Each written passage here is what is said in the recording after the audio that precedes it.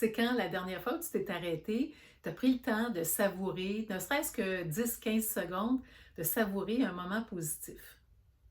Aujourd'hui, j'ai envie de voir avec toi une façon simple d'apprendre à ton cerveau à changer pour le mieux.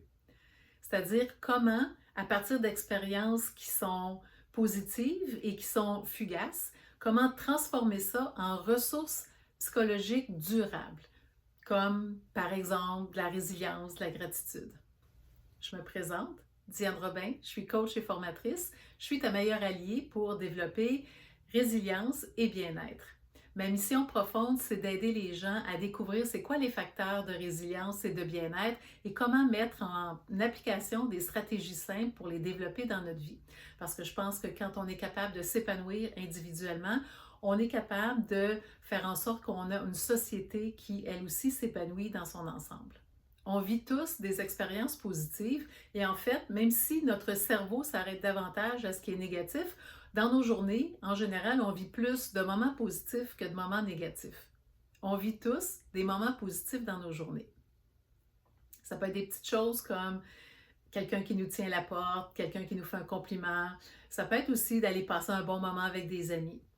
Mais comment faire pour que ces moments éphémères-là se transforment en ressources durables? Alors, je te présente le modèle HEAL. HEAL, c'est 4 lettres qui forment le mot heal qui veut dire guérir en anglais. Et ces 4 lettres-là, c'est une façon, à partir de tes expériences positives, d'aider ton cerveau à se changer pour le mieux. C'est ce qu'on appelle la neuroplasticité positive. Alors, le modèle HEAL a été développé par Rick Hanson, qui est aussi l'auteur du livre Le cerveau du bonheur. Alors, première étape, le H, Have a Positive Experience. En français, on dirait active un événement ou quelque chose de positif pour toi. Donc, ça peut être quelque chose, tu t'arrêtes, tu te promènes, tu vois une belle fleur qui est tout en floraison, ça sent bon, tu prends le temps de t'arrêter 5-10 secondes pour vraiment t'imprégner de ce moment-là. Donc, active ce moment-là, prends la peine de reconnaître qu'il y a du positif autour de toi. Ça peut être dans l'instant présent, mais ça peut être aussi de te rappeler d'une expérience positive, d'un moment positif que tu as vécu. Donc ça, c'est la première étape, c'est prendre conscience du positif. La deuxième étape, c'est enrichir. Donc, cette expérience-là, prends le temps de la savourer, connecte-toi à l'émotion. Tu ne veux pas juste que ce soit dans ta tête, c'est pas au niveau de la pensée que ça se passe, c'est au niveau du ressenti.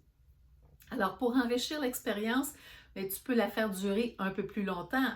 Puis, un peu plus longtemps, on ne parle pas d'une demi-heure ici, on parle de quelques secondes supplémentaires. Tu peux également prendre le temps de regarder c'est quoi ce qu'on pourrait appeler les sous-modalités. Est-ce qu'il y a de l'auditif? Est-ce qu'il y a de l'olfactif? Est-ce qu'il y a du gustatif, du visuel, du kinesthésique? Donc, tu mets tous ces éléments-là, ça va venir enrichir cette expérience positive-là. Donc, H, E.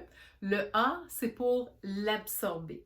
Alors, tu veux que cette expérience-là, elle s'intègre à l'intérieur de toi pour qu'éventuellement, à force de répéter ce processus-là, tu vas créer des ressources durables. Donc, ce qui était un état va devenir un trait. Ce qui était temporaire va devenir plus permanent, plus durable.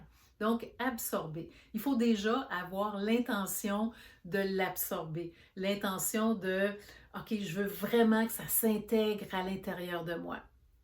Et tu peux visualiser de différentes façons. Tu peux te fermer les yeux pour laisser ça descendre à l'intérieur de toi. Tu peux imaginer que toutes tes cellules sont touchées par ça. Tu peux t'imaginer que ça descend sur toi comme une pluie.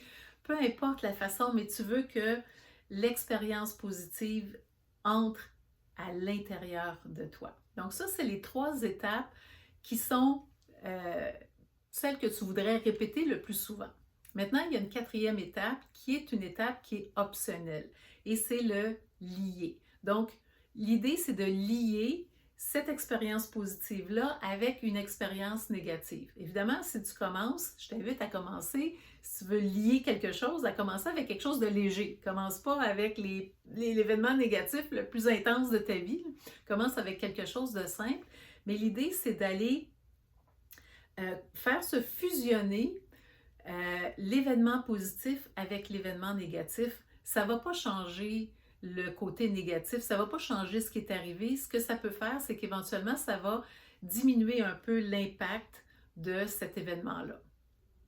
Chaque fois que tu développes tes ressources, tu développes aussi la capacité à faire face aux défis, à rebondir, à être plus heureux dans ta vie. Donc, ce qu'on a vu aujourd'hui, c'est que tu peux apprendre à ton cerveau à changer pour le mieux grâce à tes expériences positives. Alors, si tu as aimé cette vidéo, je t'invite à cliquer en dessous j'aime et je t'invite aussi à t'abonner pour pouvoir recevoir les prochaines vidéos.